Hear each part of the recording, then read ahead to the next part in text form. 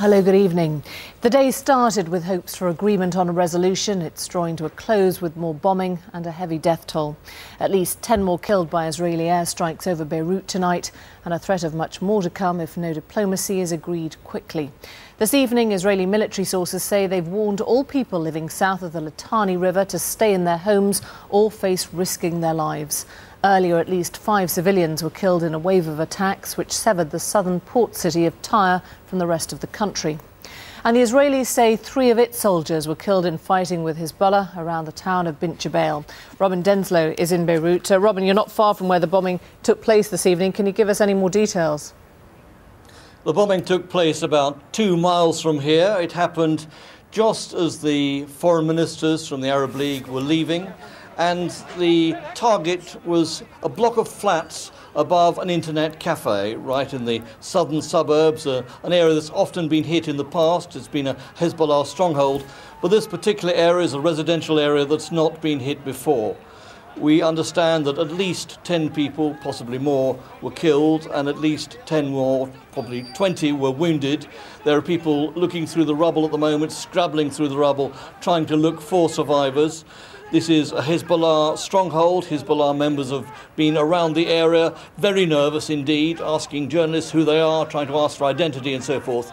So a very tense scene down in the southern suburbs. And this was, of course, meant to be a day of diplomacy. Little movement at the UN tonight, though. What was the mood of the Arab League meeting earlier? Well, the Arab League were quite remarkably united. There's been an awful lot of criticism here of the so-called moderate Arab states, the Saudis and Egypt, for not doing enough during this whole crisis.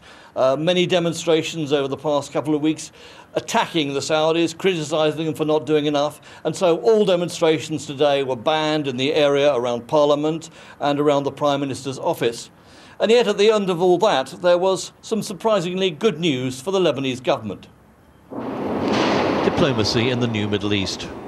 As Arab foreign ministers prepared to meet in Beirut, the city was rocked overnight by the largest Israeli air bombardment in well over a week, directed once again at the southern suburbs, a Hezbollah stronghold.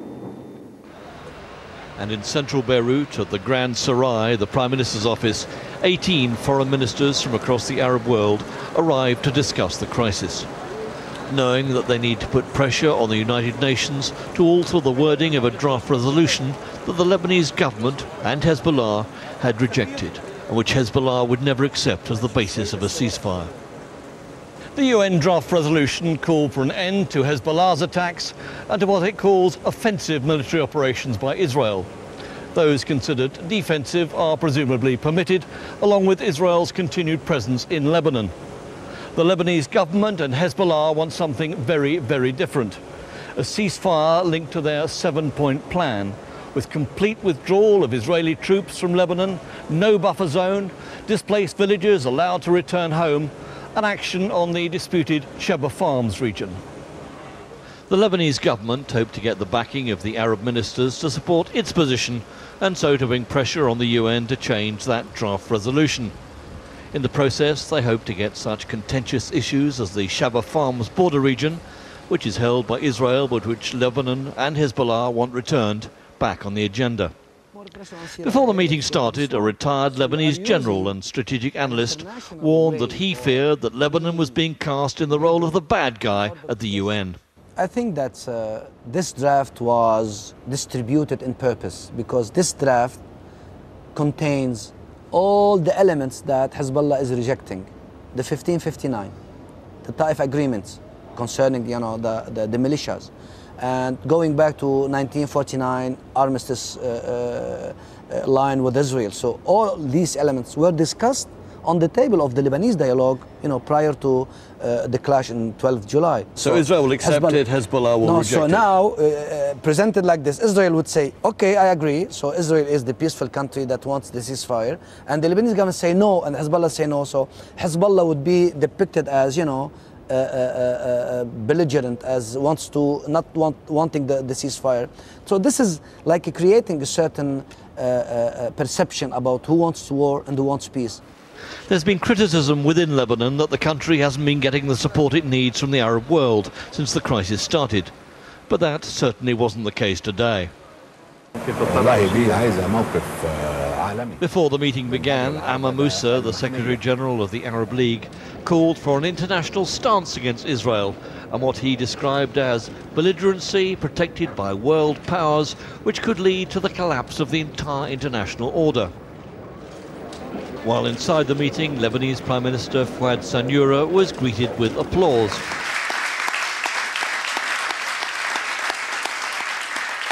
At times, the Prime Minister was in tears in a highly emotional speech in which he announced that it's not in the Lebanese Arab character to be pushed around. In the late afternoon, as convoy after convoy drove the Arab ministers and their teams away, it became clear that the Lebanese Prime Minister had succeeded. The Arab League support his 7-point plan with its demands for a complete Israeli withdrawal and the return of the Shava Farms region. Abu Musa and ministers from the UAE and Qatar are already on their way to New York to warn the Security Council not to go ahead with a draft resolution that they say has side effects that could spill into the region and make the situation worse. Around the Prime Minister's office, the streets were heavily guarded by the Lebanese army, who could, it seems, play a new role in the conflict. It was announced today that reservists are being called up, and the Prime Minister has talked of sending 15,000 troops to the south. The idea, presumably, is that they could help any international force that might arrive after a ceasefire. But the Lebanese army are in urgent need of modern equipment, which they haven't been allowed to obtain. There is an embargo on Lebanon. If you ask France, for instance, to come and help Lebanon, maybe the Americans say no. And maybe the French, say, okay, what kind of... I think what is permitted to Lebanon to get is defensive, small units, without an air coverage, without naval, dominance. It's the far better armed Hezbollah, equipped by Iran, that's carried out the attacks on Israel. But the Lebanese army have occasionally used anti-aircraft guns against Israeli warplanes and have certainly suffered in the conflict. 27 Lebanese soldiers have died, one of them in this little base that straddles Beirut airport and the fishing village of Uzai, now totally destroyed. This army base here.